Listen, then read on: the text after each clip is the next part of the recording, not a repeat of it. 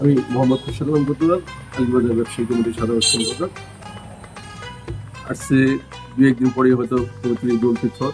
ঈদুল ফিতরের পক্ষ থেকে সকল ব্যবসায়ীদের পক্ষ থেকে আমি হ্যান্সেলবাসীকে শুভেচ্ছা ও স্বাগতম জানাই।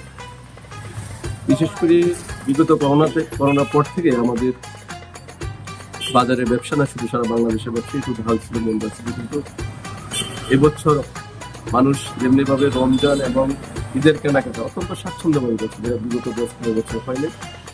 তো ব্যবসা এদিক থেকে অত্যন্ত ভালো আছে। এবারকার ঈদ মৌসুমের স্বাচ্ছন্দ্যে সবাই ব্যবসা করতেছে। পাশাপাশি আমাদের সবার প্রতি আমাদের নির্দেশ যাতে কেউ উচ্চ মূল্য না রাখে এবং বাজারে যে আইন শৃঙ্খলা সেটা বজায় রাখে। বাংলাদেশ পুলিশ হামচর থানা তারও এই ব্যাপারে খুব সচেতন আছে, সজাগ আছে, এবং আমাদের হামচর ভারপ্রাপ্ত নির্বাহী কর্মকর্তা যারা হিসাব এবং উনিও এই ব্যাপারে খুব অত্যন্ত সচেতন আছেন যাতে বাজারে সার্বিক আইন শৃঙ্খলা বজায় রাখে এবং সুন্দরের সঙ্গে সেভাবে আমরা সবাই জায়গা থেকে চেষ্টা করছি।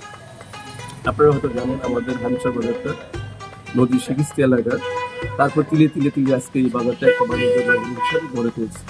এই বাণিজ্য নগরী হিসেবে গড়ে তোলার পিছনে সাংবাদিক, বিভিন্ন পেশাজীবী, ব্যবসায়ী, জনসাধারণ, এলাকা, সরকার সবারই সহযোগিতার মাধ্যমে আজকে আমরা এই বাণিজ্য বিতান বা বাণিজ্য কেন্দ্র গড়ে তুলছে। আমার বিশ্বাস যারা এই স্টক হোল্ডার আছেন এই বাজারের সকল স্টক হোল্ডাররা বিগত দিন যেভাবে সহযোগিতা করছেন সামনের দিকেও সেভাবে সহযোগিতা করবেন। আর বিশেষ করে আইন শৃঙ্খলা, বাজার, ব্যবসা বাণিজ্য এখানে কিন্তু বিরাট একটা ভূমিকা রাখতে পারে মিডিয়া। কারণ মিডিয়ার প্রচারের মাধ্যমেই আমরা কোথায় কোথায় আমাদের অসঙ্গতি আছে, কোথায় কোথায় আমাদের ত্রুটি আছে সেগুলো তুলে ধরা যায়। আর যখন মিডিয়া এগুলো তুলে ধরতে পারে তখনই সেখানে সমাধান করা যায়। আছে বা বাজার কমিটি আছে যারা যারা আগে আসলে আইন শৃঙ্খলা ভালো থাকে তারা সবাই আগে আসতে পারে। তো আমার মিডিয়ার কাছে আবার অনুরোধ থাকবে যে মিডিয়া যেন আমাদের কোথাও ত্রুটি থাকলে সেটা তুলে ধরে, সেটা তুলে ধরলেই আমরা সংশোধন হতে পারবো। বাজারে যদি কোনো জায়গায় উচ্চ মূল্য জিনিসপত্র বিক্রি করে থাকে সেটা তুলে ধরতে পারে, কোথাও যদি ভেজাল যুক্ত খানা পানা বিক্রি হয় সেটা তুলে ধরতে পারে, আবার কোথাও যদি এক্সপায়ার ডেট মেডিসিন বিক্রি করে সেটাও তুলে ধরতে পারে। সার্বিক একটা দেশের শুধু আইন শৃঙ্খলা না, একটা দেশকে পরিবর্তন করতে হলে মিডিয়ার দায়িত্বটা সবচেয়ে বেশি থাকে।